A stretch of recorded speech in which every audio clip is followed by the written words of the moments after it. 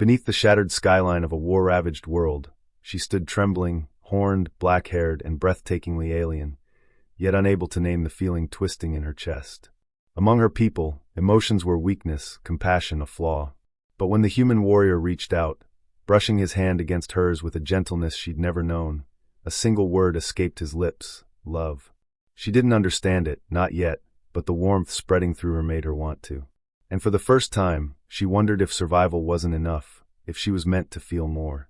The alien girl stood at the edge of the human camp, her silhouette framed by the pale glow of the twin moons.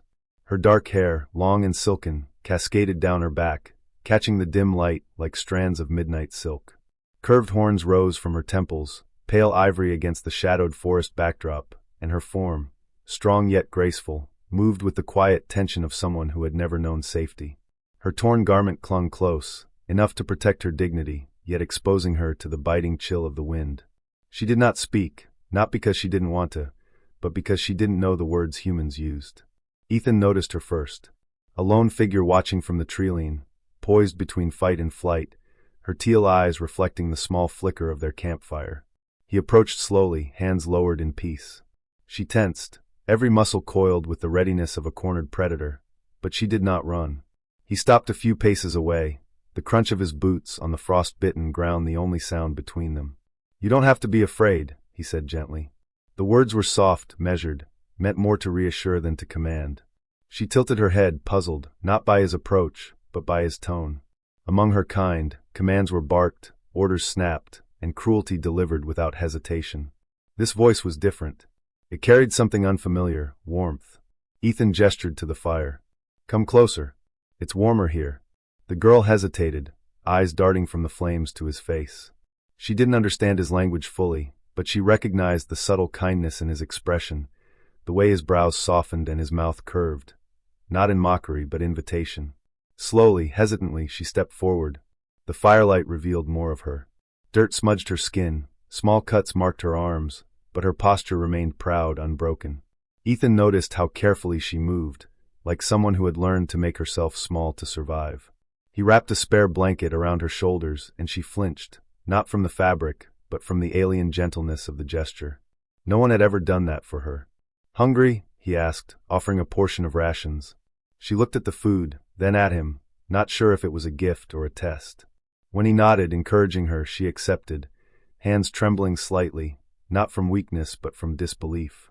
That night, she sat across from him, close enough to feel the fire's warmth, but far enough to retreat if trust shattered. Ethan didn't press her for answers.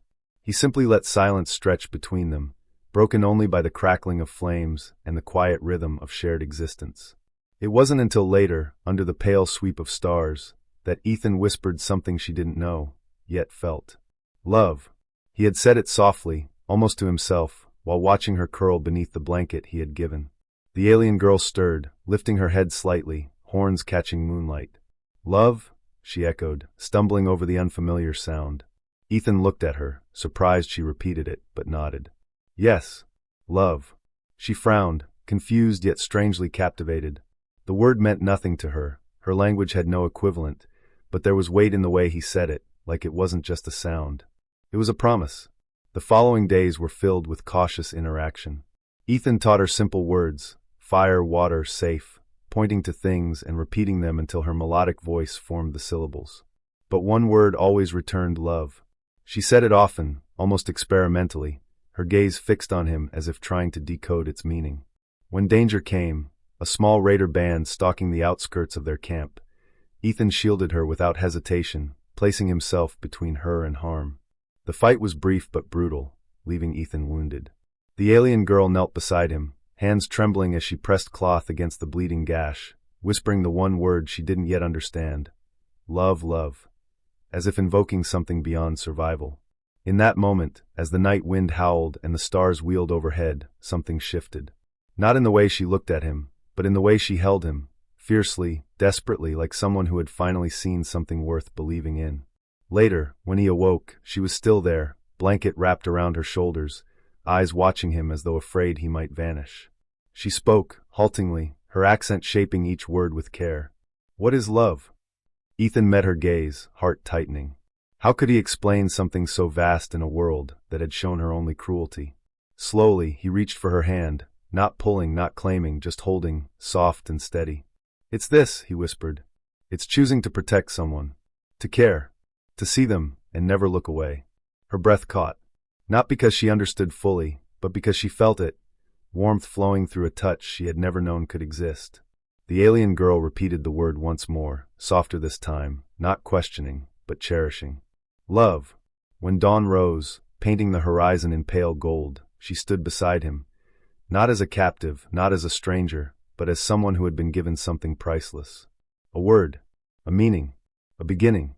And though she still struggled with human speech, the one word she spoke perfectly, over and over, almost reverently, was the one he had whispered first. "Love."